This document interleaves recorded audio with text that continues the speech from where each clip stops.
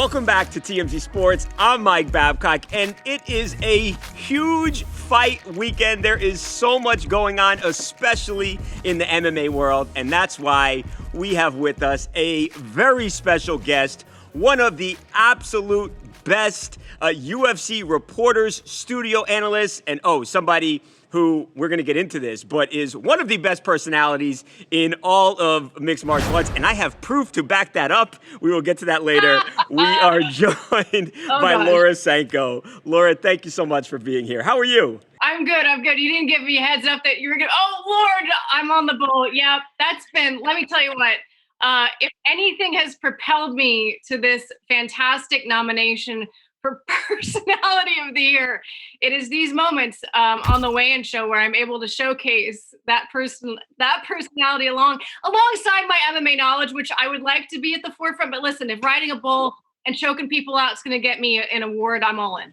You were so much better than everybody else at riding the bull also. I have to give you that. But yes, you are brilliant when it comes to fighting. And as people also likely know, you are a really good fighter yourself. So let's talk. Let's start with Conor McGregor. Where else do you start when you're talking the UFC? Conor McGregor, Laura, and I know you were literally right there. You were in the building in Vegas when this happened. Dustin Poirier, Conor McGregor 3. Conor McGregor, as everybody knows, snaps his leg in gruesome fashion during the fight. And only 3 weeks later, Laura, less than 3 weeks. Saturday will be 3 weeks. Conor McGregor posted photos today working out in the gym. Here he is, Laura. He's on the pull-up bar. He's doing some pull-ups and then looks to be working his one good leg, his right leg, in the gym. Like we said, Laura, you are a fighter. Talk to me about the determination that Conor McGregor has to get back in there after such a devastating injury so soon. When I saw that, I thought, this is absolutely insane. Now, and I mean that in a good way. You know, he's surrounded by the very best doctors, the best medical professionals in the world. So I'm not saying crazy as in he's going to hurt himself. He's working out his upper body. He's working his other leg. He's working every single thing that he can, other than something that's going to hurt the leg post-surgery. But it really speaks to his mentality. And I know we talked a lot about the interview that he gave right after that fight, right? It was really controversial. Some of the things that he said were in a lot of ways out of character for Conor. He normally is very gracious when he takes a loss. We've never really seen him react like that. I really feel like this is kind of a continuation of that mindset, right? I don't think Conor feels like he lost. Conor did lose. That's a fact. I mean, when you sustain an injury in a fight and your opponent has anything to do with it, then you lost the fight. But to Conor, in Conor's mind, he didn't lose that fight. That fight was taken from him by some, force outside of himself, outside of Dustin Poirier.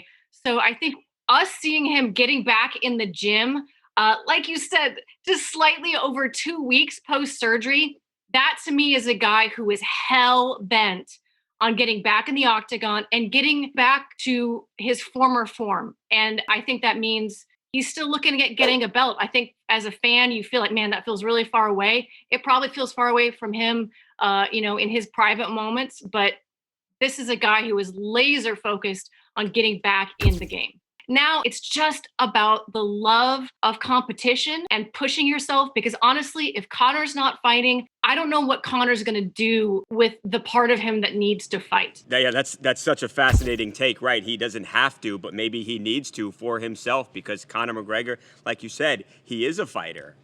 Somebody else that's a fighter and kind of moving from UFC 264 to UFC 265. Unfortunately, this was such a bummer.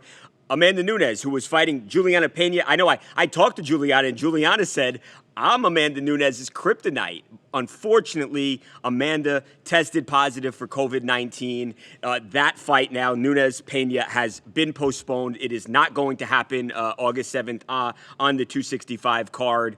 Amanda Nunes, the greatest female fighter ever. I think almost everybody agrees on that fact. Now, Laura, thoughts on this card, the unfortunate news, Amanda being out? I mean, what a blow to this card. It really, really sucks. I mean, there's no other good description for it.